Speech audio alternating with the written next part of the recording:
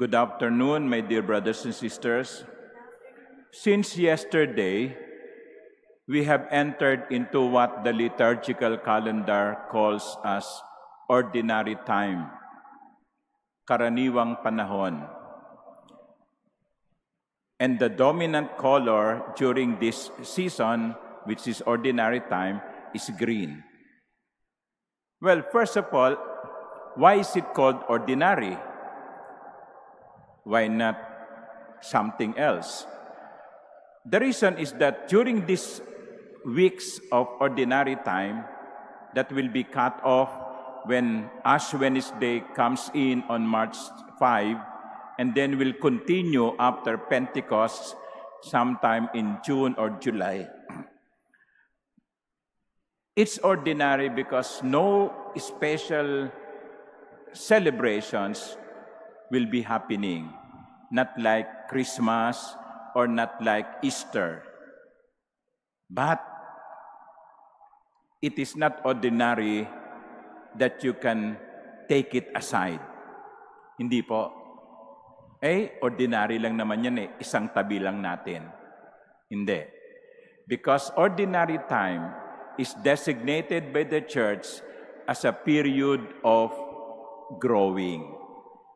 That is why the dominant color is green, which is the symbol of growth. Like trees are green, leaves are green, because they are alive. So what should be growing during this period of ordinary time? Well, last Christmas, the seed of salvation, so to say, was implanted in our hearts. We have listened to the story of God becoming man.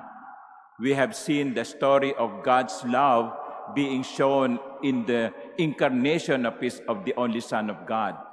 That is kind of seed that was planted in us. And during this season, during this time, which is called ordinary, it should be the growing period. Parang isang magsasaka, matapos magbungkal ng lupa, matapos taniman ng binhi, maghihintay siya upang ito'y unti-unting lumago. Ordinary time in the calendar of the liturgy is a moment of growth. And therefore the question is, grow in what? Grow physically? Hindi natin problema yan. Kasi madaling magpataba, no? But not that kind of growth. Maybe I can suggest you with some. There must be a growth in prayer life. In prayer life. You examine yourselves. Are you growing in your prayer life? You know, during Simbang Gabi, when many people were attending the Mass, I reminded them, mga kapatid, hindi lamang Simbang Gabi ang dapat na isinisimba. Dapat linggo-linggo. Because some people go to Simbang Gabi, they complete the 9 days of dawn masses or evening masses, and then after that, wala na. Hindi. We should strive to attend Mass even, normally every Sunday, but if possible, even in ordinary day. Just like what you are doing to grow in prayer life. Can you say that you spend more time in prayer? O baka naman nagdadasal kapag wala nang masyadong ginagawa? Pag busy, ang unang-unang natatanggal sa schedule ay prayer. Let us grow in prayer life. Secondly, in connection with the Jubilee of Hope, maybe we should also grow in hope. In hope. Ang dali-dali po kasing ma-discourage. Pag hindi magandang nangyayari sa buhay natin, na pinanghihinaan tayo ng loob.